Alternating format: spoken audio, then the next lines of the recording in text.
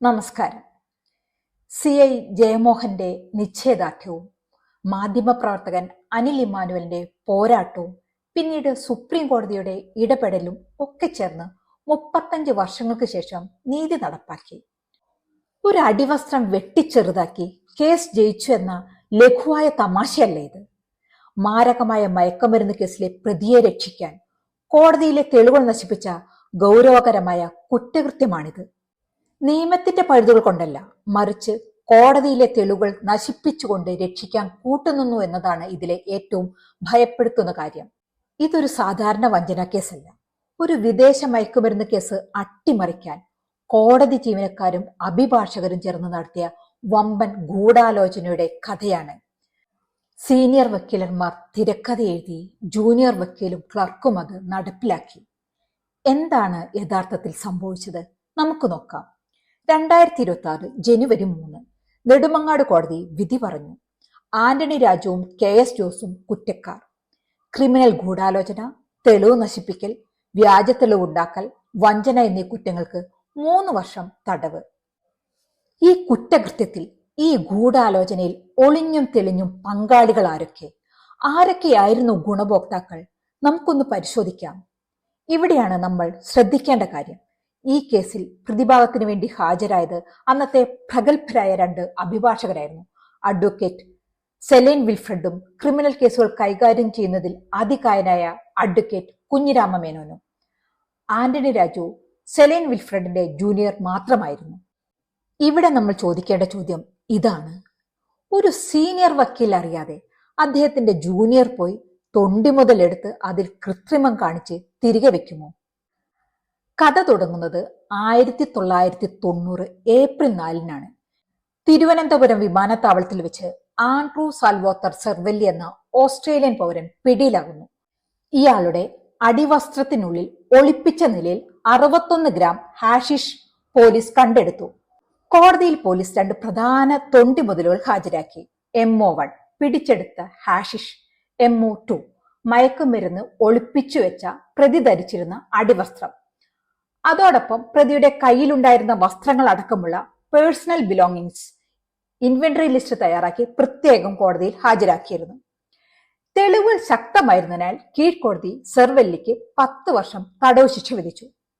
Sessions കോടതിയിൽ വിചാരണ നടക്കുമ്പോൾ പ്രതിഭാഗത്തിന് വേണ്ടി ഹാജരായത് പ്രഗത്ഭനായ അഡ്വക്കേറ്റ് കുഞ്ഞിരാമ മേനോനായിരുന്നു.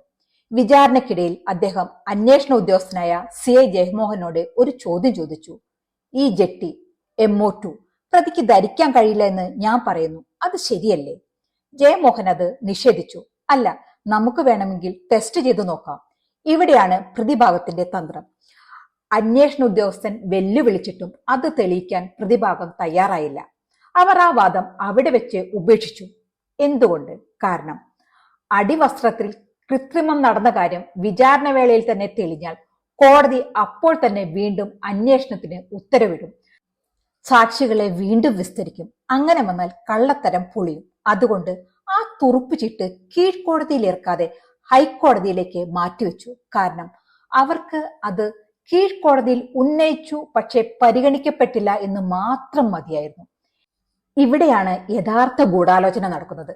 പ്രതി ജയിലിൽ കഴിയുന്ന സമയത്ത് പ്രതിഭാഗം കോടതിയിൽ ഒരു അപേക്ഷ നൽകി. പ്രതിയുടെ പേഴ്സണൽ ബിലോങ്ങിങ്സ് തിരികെ നൽകണം. ഈ പേഴ്സണൽ ബിലോങ്ങിങ്സിന്റെ കൂടെ തൊണ്ടി മുതലായ MO2 അടിവസ്ത്രം കൂടി ഉൾപ്പെടുത്തി കോടതി ക്ലർക്കിന്റെ സഹായത്തോടെ പുറത്തെടുത്തു. തൊണ്ടി രജിസ്റ്ററിൽ ഇത് ഒപ്പിട്ട് വാങ്ങിയത് അന്ന് സീനിയർ വക്കീൽ സെലീൻ വിൽഫ്രഡിന്റെ ജൂനിയർ ആയിരുന്ന ആന്റണി രാജു ആയിരുന്നു. ഓർക്കണം, അതൊരു തൊണ്ടി മുതലാണ്. അത് പുറത്തെടുത്ത് വെട്ടിച്ചെറുതാക്കി വലിപ്പം കുറച്ച ശേഷം ആന്റണി രാജു തന്നെ ഒപ്പിട്ട് കോടതിയിൽ തിരിച്ചേൽപ്പിച്ചു. ഈ വിവരം അന്വേഷണ ഉദ്യോഗസ്ഥനെ കോടതി അറിയിച്ചില്ലെന്ന വീഴ്ചയും അന്ന് വിചാരണ കോടതിയുടെ ഭാഗത്തു നിന്നും ഉണ്ടായി. തുടർന്ന് കേസ് ഹൈക്കോടതിയിൽ അപ്പീലിനെത്തി. അവിടെ വെച്ച് പ്രതിഭാഗം തങ്ങളുടെ ബ്രഹ്മാസ്ത്രം പ്രയോഗിച്ചു. ഈ തൊണ്ടി മുതൽ പ്രതിയുടേതല്ല, കാരണം ഇത് അയാൾക്ക് പാകമാകില്ല. ഹൈക്കോടതി നിർദ്ദേശപ്രകാരം പ്രതി ആ അടിവസ്ത്രം ഇട്ടുനോക്കി. അത് മുട്ടുവരെ മാത്രമേ കയറിയുള്ളൂ. പ്രധാന തൊണ്ടി മുതൽ പ്രതിയുടേതല്ല എന്ന് തെളിയിക്കപ്പെട്ടതോടെ സംശയത്തിന്റെ ആനുകൂല്യത്തിൽ 1991 ഫെബ്രുവരിയിൽ ഹൈക്കോടതി സെർവെല്ലിയെ കുറ്റവിമുക്തനാക്കി. അയാൾ ഓസ്ട്രേലിയയിലേക്ക് മടങ്ങി. നമ്മൾ പലപ്പോഴും ഇത്തരം കാര്യങ്ങളെ വക്കീലിന്റെ മിടുക്കായി ചിത്രീകരിക്കാറുണ്ട്. എന്നാൽ ഇത് യഥാർത്ഥത്തിൽ നീതിന്യായ വ്യവസ്ഥയോട് ചെയ്ത കൊടും ചതിയാണ്. താൻ നേരിട്ട് പ്രതിയിൽ നിന്നും ഊരുവാങ്ങിയ തൊണ്ടിമുതൽ മാറിയത് വിശ്വസിക്കാൻ CI ജയമോഹന് കഴിഞ്ഞില്ല. പോലീസ് അപ്പീൽ പോകുകയും ഹൈക്കോടതി വിജിലൻസിൽ പരാതി നൽകുകയും ചെയ്തു. വിജിലൻസ് അന്വേഷണത്തിൽ കോടതിക്കുള്ളിൽ വെച്ച് തിരിമറി നടന്നുവെന്ന് റിപ്പോർട്ട് ലഭിച്ചു. ഇതിന്റെ അടിസ്ഥാനത്തിൽ 1994 വഞ്ചൂർ പോലീസ് സ്റ്റേഷനിൽ കേസ് രജിസ്റ്റർ ചെയ്തു. പക്ഷേ യഥാർത്ഥ തെളിവ് വന്നത് കടൽ കടന്നാണ്.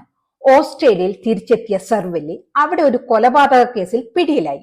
അതിലെ കൂട്ടുപ്രതിയായ ജോ പോളിനെ ചോദ്യം ചെയ്യുമ്പോഴാണ് ഞെട്ടിക്കുന്ന വിവരം പുറത്തു വരുന്നത്. സെർവെല്ലി ജോ പോളിനോട് പറഞ്ഞിരുന്നു, ഇന്ത്യയിൽ എന്റെ വക്കീലും ക്ലർക്കും ചേർന്ന് അടിവസ്ത്രം വെട്ടിച്ചെറുതാക്കി എന്നെ രക്ഷപ്പെടുത്തി. ഇതിനായി എന്റെ വീട്ടുകാർ വന്ന് വക്കീൽ വഴി ക്ലർക്കിന് കൈക്കൂലി നൽകി. ഈ മൊഴി വിക്ടോറിയൻ പോലീസ് ഇന്റർപോളിനും അത് CBI വഴി കേരള ക്രൈംബ്രാഞ്ചിലും എത്തി. അന്നത്തെ IG TP സെൻകുമാർ ഹൈക്കോടതി അനുമതിയോടെ തുടരന്വേഷണത്തിന് ഉത്തരവിട്ടു. 1994 രജിസ്റ്റർ ചെയ്ത കേസ് 8 വർഷത്തോളം അനക്കമില്ലാതെ കിടന്നു. 2002 അന്നത്തെ DYSP തെളിവില്ലെന്ന് പറഞ്ഞ് വളരെ രഹസ്യമായി ഈ കേസ് എഴുതിത്തള്ളി. വർഷങ്ങൾക്ക് ശേഷം മാധ്യമപ്രവർത്തകൻ അനിൽ ഇമ്മാനുവൽ നടത്തിയ ഇടപെടലിലൂടെയാണ് കേസ് വീണ്ടും സജീവമായത്. ഹൈക്കോടതിയിൽ വിചാരണ വേഗത്തിലാക്കാൻ ഹർജി സമർപ്പിക്കപ്പെട്ടു. തുടർന്ന് വഞ്ചൂർ കോടതിയിലും പിന്നീട് നെടുമങ്ങാട് കോടതിയിലേക്കും വിചാരണ മാറ്റി. അങ്ങനെ 4-5 കൊല്ലം കൂടി കടന്നുപോയി. ഇതിനിടയിൽ ആന്റണി രാജു ഹൈക്കോടതിയിൽ ഒരു നിയമപ്രശ്നം ഉന്നയിച്ചു. ഇതൊരു പ്രൊസീജറൽ ഇറഗുലാരിറ്റി, നടപടിക്രമങ്ങളിലെ പിഴവാണ്. കോടതിയിൽ നടന്ന കുറ്റമായതുകൊണ്ട് മജിസ്ട്രേറ്റ് കോടതിയാണ് നേരിട്ട് അന്വേഷിക്കേണ്ടത്. പോലീസ് FIR ഇടാൻ പാടില്ല എന്നായിരുന്നു വാദം. 2023 ഹൈക്കോടതി ഇത് ശരിവെച്ച് FIR റദ്ദാക്കി. എങ്കിലും ആരോപണങ്ങൾ ഗുരുതരമാണ്, അതുകൊണ്ട് അന്വേഷണം നടക്കണമെന്ന് വിധിയിൽ കുറിച്ചു. എന്നാൽ ആ സമയത്ത് സെക്കൻഡ് ക്ലാസ് മജിസ്ട്രേറ്റ് കോടതികൾ നിർത്തലാക്കിയിരുന്നതിനാൽ കേസ് വഴിമുട്ടി.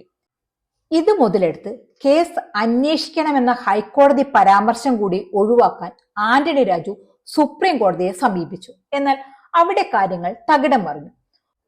സുപ്രീം കോടതിയിൽ ഒരു പൊതു താൽപര്യ ഹർജിക്കാരൻ കൂടി കക്ഷി ചേർന്നു. കേസ് പരിശോധിച്ച സുപ്രീം കോടതി ഇതിൽ വലിയ പൊതു താൽപര്യമുണ്ടെന്ന് കണ്ടെത്തി. ഹൈക്കോടതി ഉത്തരവ് റദ്ദാക്കി വഞ്ചൂർ പോലീസ് രജിസ്റ്റർ ചെയ്ത FIR പുനഃസ്ഥാപിച്ചു.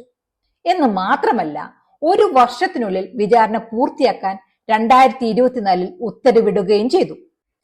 ഇക്കാര്യത്തിൽ നമ്മൾ വിട്ടുപോയ ഒരു കാര്യമുണ്ട്. ഇതൊരു കുറ്റകൃത്യമാണ്. ഇതിലൊരു ഗൂഢാലോചന നടന്നിട്ടുണ്ട്. അന്ന് ആന്റണി രാജു ഒരു ജൂനിയർ അഭിഭാഷകനാണ്. കേസ് വാദിച്ചിരുന്നത് മുതിർന്ന 2 അഭിഭാഷകർ, അഡ്വക്കേറ്റ് സെലേൻ വിൽഫ്രഡും അഡ്വക്കേറ്റ് കുഞ്ഞിരാമ മേനോനും. അവരറിയാതെ ആന്റണി രാജുവും ക്ലർക്കും കൂടി മാത്രം ചെയ്ത ഒരു കുറ്റകൃത്യമായി ഇതിനെ കാണുന്നത് എങ്ങനെയാണ്? CI ജയമോഹൻ ഒരു ഇന്റർവ്യൂവിൽ പറയുന്നുണ്ട്, ഒരു ദിവസം ട്രയൽ കഴിഞ്ഞ് അദ്ദേഹം കോടതിയിൽ നിന്ന് ഇറങ്ങുമ്പോൾ പ്രതിഭാഗം അഭിഭാഷകരിൽ ഒരാളായ ആന്റണി രാജു, ഞങ്ങളൊരു ബോംബ് വെച്ചിട്ടുണ്ട്, ട്രയൽ കഴിയുമ്പോൾ അത് പൊട്ടുമെന്ന്. കൂടാതെ ട്രയൽ സമയത്ത് അഡ്വക്കേറ്റ് കുഞ്ഞിരാമ മേനോൻ അന്വേഷണ ഉദ്യോഗസ്ഥനോട് ജഡ്ജിയുടെ കാര്യം ചോദിക്കുന്നുണ്ട്. അവർക്കാർക്കും ഇക്കാര്യത്തിൽ യാതൊരു അറിവും പങ്കും ഇല്ലായിരുന്നു എന്നാണോ നമ്മൾ മനസ്സിലാക്കേണ്ടത്? അവർ ഉന്നതരും പ്രഗത്ഭരുമായ അഭിഭാഷകർ ആയിരുന്നതുകൊണ്ടും തെളിവുകൾ ഇല്ലാത്തത് കൊണ്ടും മാത്രം അവർക്ക് ഈ കുറ്റകൃത്യത്തിലുള്ള പങ്കിനെപ്പറ്റി നമ്മൾ ചിന്തിക്കാതെ പോകരുത്. നമ്മളത് അവരുടെ കഴിവായി കണക്കാക്കി അവരെ പ്രശംസിക്കുമ്പോൾ അവരും ഈ കുറ്റകൃത്യത്തിൽ പങ്കാളികൾ ആയിരുന്നു എന്ന കാര്യം വിസ്മരിക്കരുത്. കുറ്റകൃത്യം കുറ്റകൃത്യം തന്നെയാണ്. അത് ആര് ചെയ്താലും. നിങ്ങളുടെ അഭിപ്രായങ്ങൾ കമന്റ് ചെയ്യാൻ മറക്കരുത്. നന്ദി, നമസ്കാരം.